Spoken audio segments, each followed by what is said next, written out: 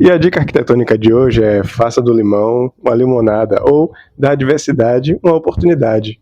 Nós estávamos com um problema aqui, teve aquele vazamento, tivemos que quebrar, fez todo um buraco, toda a tragédia aqui nesse pátio, mas aproveitamos essa oportunidade desse buraco que tinha aqui, das pedras que a gente não iria conseguir repor, porque elas são bem antigas, e fizemos um jardim.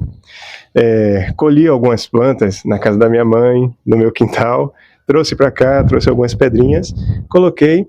Por enquanto ainda está um pouco, não está tão bonito, mas em breve vou trazer imagens de quando ele estiver mais bonito, mais belo, mais preenchido, e vocês vão ver. E vou também tentar pesquisar o nome de cada planta para poder estar informando a vocês. Mas faça do limão uma limonada.